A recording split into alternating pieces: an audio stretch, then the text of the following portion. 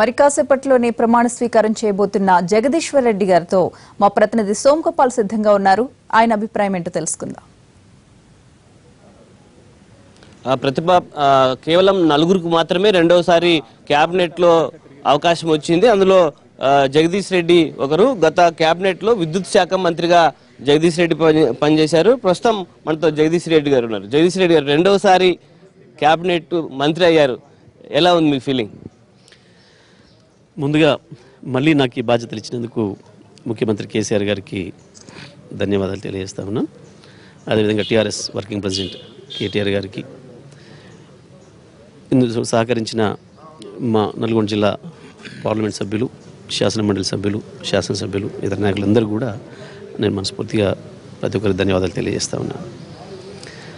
తప్పకుండా సంతోషం ఒకవైపు, బాధ్యత పెరిగిందనే భావన ఇంకొక వైపు, ఈ రెండు ఉన్నాయి ప్రస్తుతం. మీరు విద్యుత్ శాఖ మంత్రిగా పనిచేశారు. తెలంగాణ వస్తే చీకటి అవుతుందన్న దగ్గర నుంచి 24 hours ఫ్రీ పవర్ ఇచ్చేదాకా వచ్చింది. ఎలా ఉంది మీ గతంలో మీరు చేసిన శాఖపై మీకు సంతృప్తి ఎలా ఉంది? తప్పకుండా పూర్తి సంతోషంగా ఉంది, అందులో సందేహం ఏం లేదు.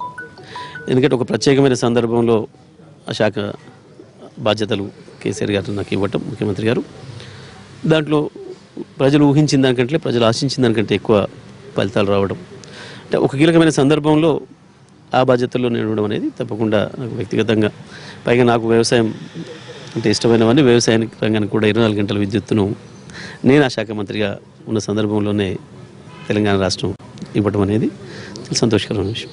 అంటే ఈ వ్యవసాయ శాఖను ఇష్టమని చెప్తున్నారు. వ్యవసాయ శాఖ ఇవ్వాలని కోరుకుంటున్నారు ఈసారి క్యాబినెట్లో? అట్లేం లేదు, ఏ శాఖ అయినా ఒకటే. ఆయన మంత్రులందరిది సమిష్టి బాధ్యత, ప్రతి శాఖది కూడా. ఏ శాఖ అయినా ఒకటే, అందులో సందేహం లేదు.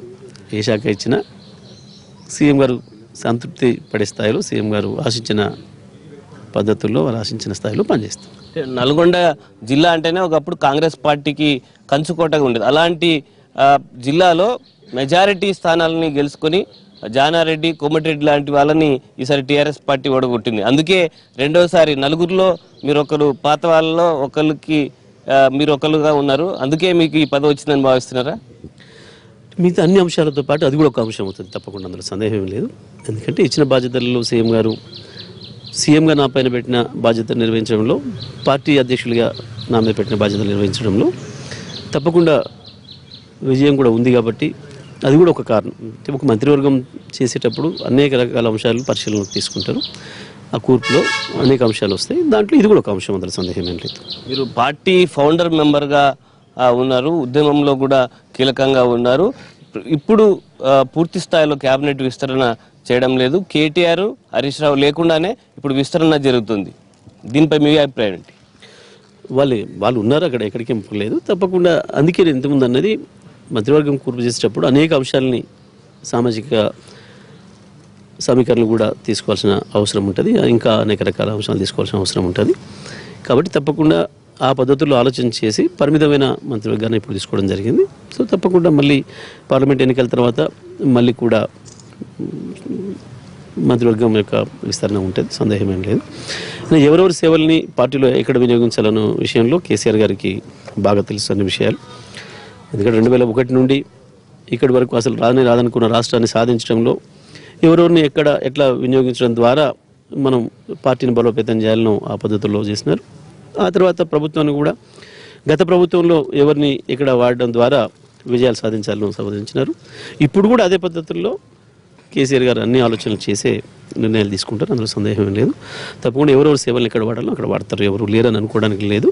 ఎవరి సేవలు ఎక్కడ వాడాలో అక్కడ వాడతారు. మీరు విద్యుత్ శాఖ అలాగే ఎస్సీ డెవలప్మెంట్ రెండు చూశారు. ఈసారి శాఖల కుదింపు, కొన్ని శాఖల విలీనం చేస్తున్నారు. అంటే ఒకే స్వభావం ఉన్నటువంటి శాఖల్ని ఒకే మంత్రిత్వ శాఖకు కిందకి వస్తున్నారు. అంటే ఆ గతంలో ఆ శాఖల ఒక్కో శాఖ ఇంకో దగ్గర ఉండడం వల్ల ఎలాంటి ఇబ్బందులు ఉండేవి? గత 4.5 సంవత్సరాల పరిపాలన అనుభవంతోనే ముఖ్యమంత్రి గారు ఈ ఆలోచన చేసినారు. గతంలో వ్యవసాయ శాఖ వేరు, మార్కెటింగ్ శాఖ వేరు, ఇంకా దానికి సంబంధించిన ఇతర శాఖలు వేరుగా ఉండడం వల్ల కొంత కోఆర్డినేషన్లో ఇబ్బందులు రావడం అనేది చూసినారు.